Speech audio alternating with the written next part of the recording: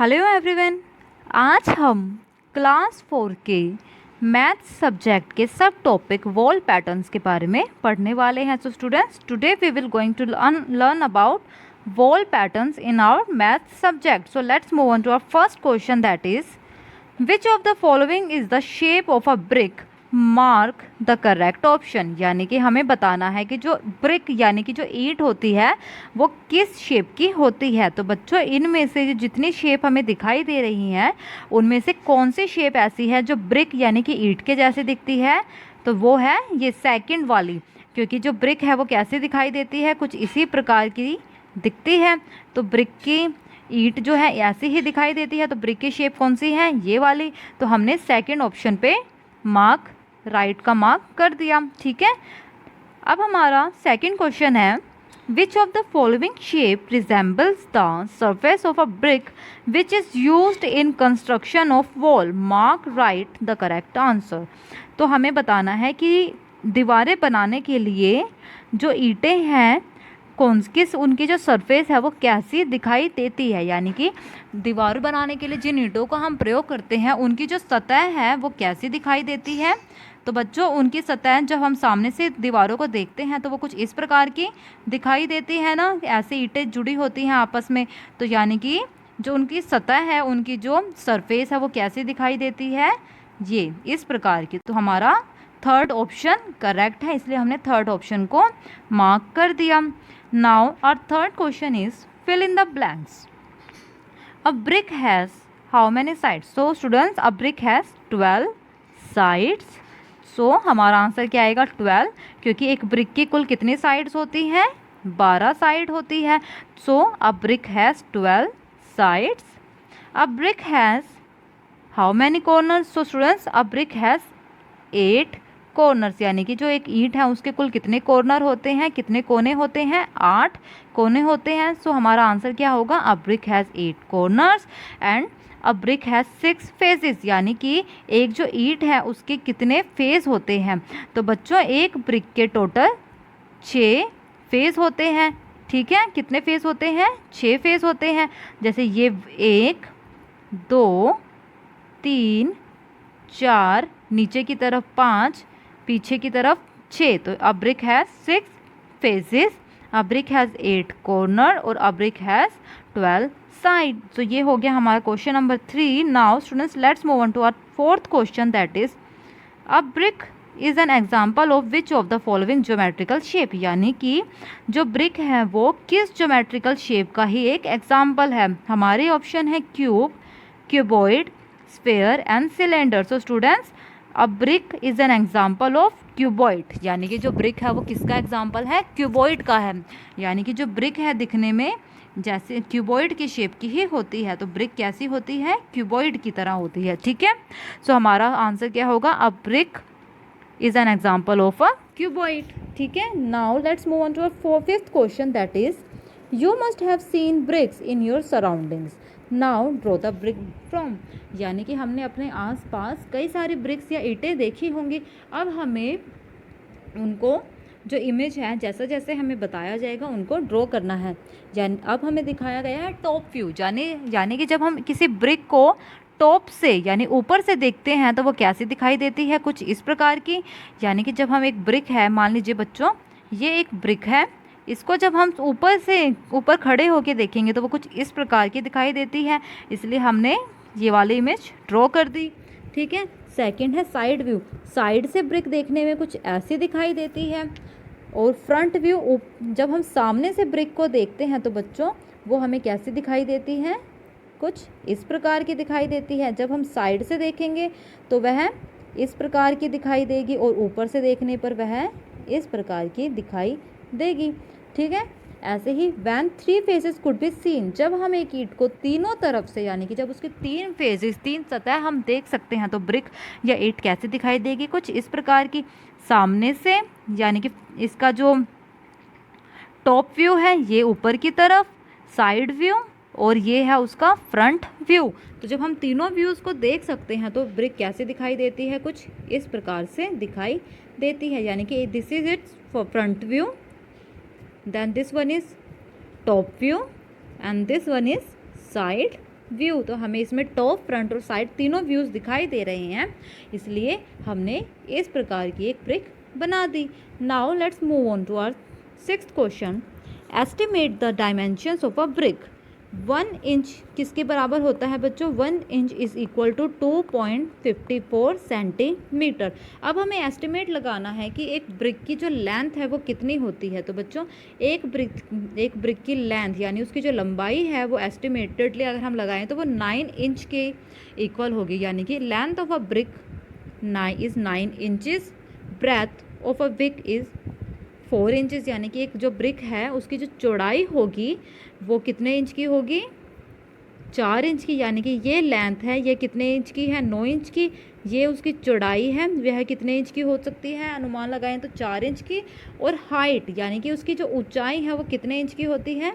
3 inch की, यानी कि जो लंबाई है वो ब्रिक की सबसे ज़्यादा होती है, उससे कम होती है उसकी ब्रेथ और उससे कम होती है उसकी हाइट, यानी कि एक ब्रिक में जो लेंथ है वो सबसे ज़्यादा होती है, उसके बाद ब्रेथ उससे कम और हाइट सबसे कम। तो यानी कि length of a brick is 9 inch, breadth of a brick is 4 inches and height of a brick is 3 inches. Now students, let's move on to our 7th question, that is how many bricks were used to make this wall? Mark right to the correct options। यानी कि बच्चों हमें यहाँ बताना है कि ये जो वॉल हमें दिखाई दे रही है इसको बनाने में कितने ब्रिक्स की यूजेस हुआ है। तो चलिए हम काउंट करते हैं। सबसे पहले हमें जो ये फ्रंट व्यू की जो ब्रिक्स दिखाई दे रही हैं स्टूडेंट्स, हम उनको काउंट करेंगे। So let's move on to our front view bricks की इन काउंटिंग की तरफ चलते हैं। ये कितनी है? 1 2 3 4 5 6 7 8 9 एंड 10, यानी कि ये जो फ्रंट व्यू में हमें दिखाई दे रही हैं ये टोटल कितनी ब्रिक हैं? 10। ऐसे ही ये भी कितनी हैं? 10 ब्रिक हैं, क्योंकि ये इसी के नीचे लगी हैं। देन ये भी एकदम इक्वल है, ये भी 10 हैं और ये वाली ब्रिक भी 10 होगी, यानी फ्रंट व्यू में हमें 10 ब्रिक दिखाई दे रही हैं। अब यहाँ पे हमें ब्रिक्स के साइड व्यू दिख रहे हैं और यहाँ पे दिख रहे हैं उनके फ्रंट व्यू। तो साइड व्यू में ब्रिक कितनी है? 1 2 3 4 एंड 5। तो ये फ्रंट साइड व्यू में यहाँ ब्रिक हमें 5 और यहाँ पे फ्रंट व्यू में 1 एंड 2, यानी कि 5 इस तरफ हैं, तो इसके पीछे भी 5 ईंटें लगी हैं। तो ये हम क्या करेंगे बच्चों, ये जो 5 ईंटें हैं, ये जो 1 2 3 4 5 ईंटें हैं, इसके पीछे भी 5 ही ईंटें होंगी। 1 2 3 4 5, तो 5 जमा 5 कितना होता है? 10 होता है। तो हम क्या करेंगे, इनको और इनको मिला के ये 10 हैं। ऐसे ही नीचे की तरफ भी ये 10 होंगी, फिर नीचे की तरफ 10 और जो सबसे नीचे वाला बेस है उसमें भी 10 ईंटें हैं। तो हम सारों को गिनेंगे, 10 20 30 40 50 60 70 और ये 80। तो इसमें कुल कितनी ईंटें हैं? तो ये कितनी ईंटें हो गई बच्चों? 80 ईंटें हो गई। कैसे? ये 10 10 20 30 20 जमा 30 और फिर ये 40 50 60 70 80, यानी 10 जमा 10 20 20 जमा 10 30 30 जमा 10 40 40 जमा 10 50 50 जमा 10 60 60 जमा 10 70 और 70 जमा 10 80। तो इस पूरी वॉल को बनाने में कुल कितनी ब्रिक यूज़ हुई हैं? 80 ब्रिक्स यूज़ हुई हैं। So our correct answer is 80। So 80 bricks are used to form this wall. ठीक है। Now students, let's move on to our 8th question, that is you must have seen construction of wall in your somewhere in your surroundings. Now draw any pattern of arrangement of bricks in a wall। यानी कि बच्चों आपने अपने आसपास दीवार बनते हुए, ईंटों की जो दीवार होती है वो बनते हुए देखी होगी। आपको अपने आसपास जो भी ईंटों की दीवार का जो पैटर्न है आप उसका चित्र बना सकते हैं। जैसे मैंने यहाँ पे ड्रॉ किया है ब्रिक्स का एक पैटर्न, जिसमें एक ब्रिक के ऊपर एक ब्रिक है, उसके ऊपर दूसरी ब्रिक लगाई गई है, ऐसे ही तीसरी ब्रिक लगाई है, यानी एक के ऊपर एक ब्रिक लगाई गई है। तो स्टूडेंट्स आप भी यहाँ so students our next question is Rajat and Reema were playing constructing wall with bricks as shown below. According to you, whose wall will be stronger? Write his name. तो students now as you can see यहाँ पे एक रजत ने दीवार बनाई है, जिसमें पहले एक ईंट, उसके बाद दूसरी ईंट और फिर तीसरी, उसके बाद यहाँ पे ऊपर बीच में 2 ईंटें और सबसे ऊपर एक ईंट बनाई है। तो ऐसे ही ये दीवार बनी है। यहाँ पे रीमा ने क्या किया है, एक ईंट के ऊपर दूसरी और फिर तीसरी ईंट रख दी है। तो बच्चों इनमें से किसकी दीवार ज़्यादा स्ट्रॉन्ग होगी, तो किसकी दीवार स्ट्रॉन्ग होगी, रजत की दीवार स्ट्रॉन्ग होगी, क्योंकि जो मिस्त्री होते हैं जो दीवार बनाते हैं वो भी ऐसे ही दीवार पहले ऐसे फिर उनके ऊपर एक ईंट रखते हैं, जबकि ये जो दीवार है ये काफ़ी कमज़ोर होगी, रजत की बनाई हुई दीवार मजबूत होगी। So answer will be Rajat, Rajat's wall will be stronger than that of Reema's wall. ठीक है। So students now we will move to next question that is billing. तो आज हम लाइफ स्किल में क्या सीखेंगे बच्चों, बिलिंग सीखेंगे। आज की लाइफ स्किल क्या है, बिलिंग। ठीक है। तो चलिए हम स्टार्ट करते हैं अपने आज के लाइफ स्किल से। और activity of going to the shops and buying things is called shopping, यानी कि बाज़ार में जाके सामान खरीदने की जो एक्टिविटी है उसको हम क्या कहते हैं बच्चों, शॉपिंग कहते हैं, खरीदारी कहते हैं। Which is a common life skill for every one two learn, यानी कि ये एक ऐसी लाइफ स्किल है जो हम सभी को सीखनी चाहिए। Cost price, selling price, profit and loss are the general terms which are related to shoppings, यानी कि कॉस्ट प्राइस जिसमें सामान खरीदा जाता है, सेलिंग प्राइस यानी कि जिसमें सामान बेचा जाता है, प्रॉफिट जब हमें फ़ायदा होता है और लॉस जब हमें नुकसान होता है, ये हमारी जनरल टर्म्स होती हैं जो कि शॉपिंग से रिलेटेड होती है। When cost price is lower than selling price profit occurs, यानी कि जब कॉस्ट प्राइस यानी कि जिसमें हमने सामान खरीदा सेलिंग प्राइस से जिसमें हमने सामान बेचा उससे कम होती है, यानी कि जब कॉस्ट प्राइस जो है हमारी वो कम होगी सेलिंग प्राइस से, तो हमें क्या होता है, प्रॉफिट होता है। और जब हमारी कॉस्ट प्राइस यानी जिसमें हमने सामान खरीदा ज़्यादा होगी उस प्राइस से जिसमें हमने सामान बेचा, तो हमें लॉस होता है। So when cost price is higher than selling price loss occurs. ठीक है। Now let's move on to first question that is Rohit's mother gives him 1000 rupees and sends him to a nearby grocery shop to buy groceries. The rate list of the grocery store shop is given below. Complete the table given below and then answer the question that follows. यानी कि जो रोहित की mummy है, रोहित की mummy ने उसे 1000 रुपये दिए। कितने रुपए दिए, 1000 रुपीज़ दिए। और उसने क्या कहा, उन्होंने क्या बोला कि जाके ग्रोसरी स्टोर से सामान खरीद के लाओ। अब बच्चों जो जो सामान उसने खरीदा उसका जो प्राइस रेट है और जिस क्वांटिटी में खरीदा है वो हमें दिया है। हमें बताना है कि रोहित ने कुल कितने पैसे खर्च किए। जैसे सबसे पहले है राइस। सो राइस की रेट क्या है, 40 रुपये पर केजी, 40 रुपीज़ पर केजी में हमें राइस मिल रहे हैं, यानी कि 1 केजी जो राइस है उसके लिए हमें कितने पैसे देने पड़ रहे हैं, उसका प्राइस क्या है, 40 रुपये। अब रोहित ने कितना चावल खरीदा है, quantity to be bought by Rohit is 1 kg. So Rohit ने कितने किलोग्राम चावल खरीदे हैं, 1 केजी चावल।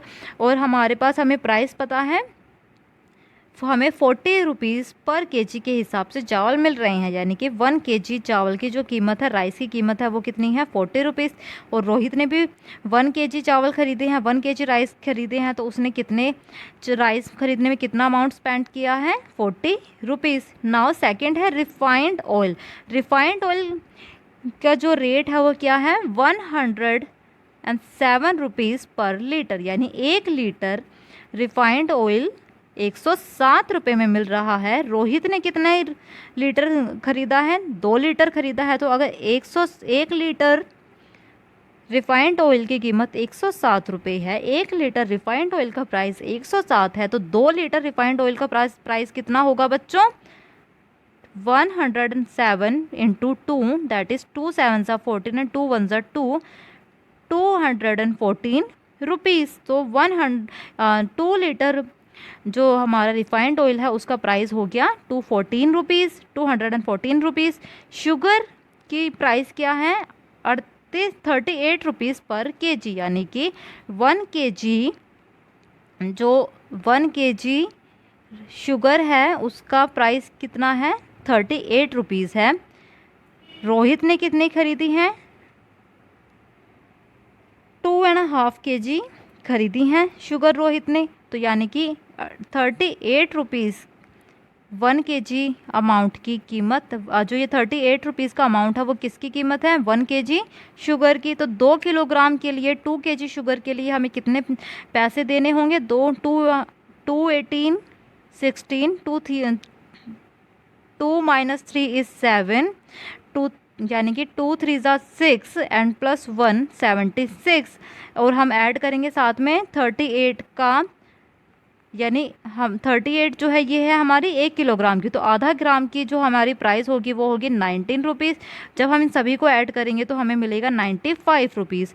ऐसे ही हमारा है फ्लोर की कीमत है 35 किलोग्राम, 35 रुपीज़ पर किलोग्राम।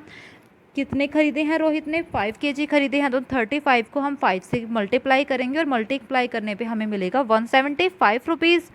ऐसे ही टी ग्रैन्यूल्स यानी कि जो चाय पत्ती है वो कितने रुपए की है? 164 रुपीज़ पर kg। रोहित ने कितनी खरीदी है? हाफ kg, तो 164 रुपीज़ पर kg की कीमत है, तो हाफ kg की का प्राइस क्या होगा? 164 इंटू में 1/2 एंड दैट इज़ 218। 2 8 ज़ा कितना होता है? 16 होता है, 2 2 ज़ा 4, तो हाफ प्राइस कितना होगा इसका? 82 रुपये होगा। हमने क्या किया? 164 का हाफ कर दिया। ठीक है।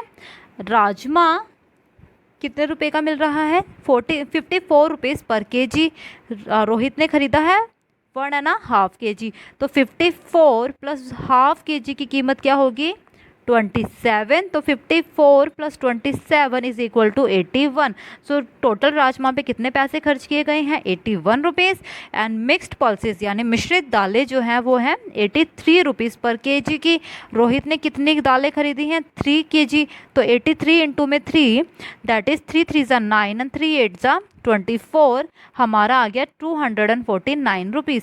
अब हमें क्या करना है स्टूडेंट्स? हम इन सभी का सब टोटल निकालेंगे, यानी 40 plus 214 plus 95 plus 175 plus 81 sorry and then 249, इन सबको जब हम ऐड करेंगे तो हमें पता चलेगा कि जो रोहित ने टोटल अमाउंट स्पेंड किया है शॉपिंग पे वो है 936 रुपीज़। यानी कि ये जो सामान रोहित ने खरीदा है वो कुल कितने में खरीदा है? 936 रुपीज़ में। So total amount spent by Rohit is 936 rupees.